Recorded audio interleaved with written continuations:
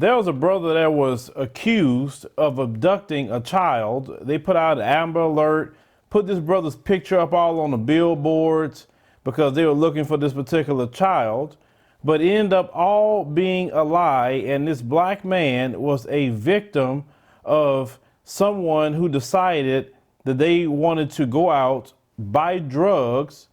They got robbed, allegedly. Now he's going to start targeting a black man that had nothing to do with anything. Now, how the story goes is that this guy, his name is Mitchell Dutz, 18 years old, of Mason City, Iowa. Now, he's facing a bunch of charges, including disorderly conduct, burglary, obstruction of justice, and making a false 911 call after accusing 24-year-old James Jackson and two other black males of stealing his car with a child in the back seat. Okay? So the police in Farmington, Illinois, they received a call from Dutz at about 5 p.m.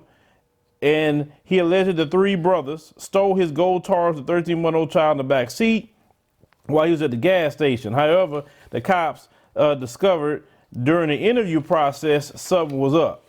They didn't believe him when they started talking to him and breaking down the story. Now, what he'd done was use someone else's child from social media, and he provided to cops, so they thought that, man, oh yeah, we got to find this little kid, right? So once the Amber Alert went out and he realized everything was getting serious, he tried to dart out of the police station. The police, of course, chased him down, apprehended him. Then he decided to come clean with the cops and told them that he fabricated the entire story, and that he said that he was allegedly robbed during a drug deal and used the infant story as leverage to pursue charges against the alleged people who robbed him, including our brother, Mr. Jackson. Now, James Jackson's image was plastered all over electronic billboards during the child abduction search. Police later cleared Jackson's name, saying the man had nothing to do with the hoax incident, but he still received death threats from numerous people online. Now, Dutz was booked behind bars on a $50,000 bond. He's scheduled to appear in court in December 26. He has a criminal history of trespassing and is also set to appear in McLean County Court in January 2019. Now, as for the baby they used from social media, they said they haven't figured out the parents of the child, and they don't reside in Illinois, and the child was never in any kind of danger. So it's just a classic blame it on the black dude and lying on black folks. That's just a history of that. They've always done this. He went out there looking for drugs, being a Neanderthal juvenile delinquent, and he got robbed. That happens to people that go buy drugs sometimes. Shouldn't be using drugs. It's illegal activity to be using drugs. So you go out there with that, you never know what may happen to you. But instead of him just taking it like a champ, instead of him saying, you know what, this may be a wake-up call to me to stop using drugs, and I need to get my act together. No, he don't want to take personal responsibility for himself.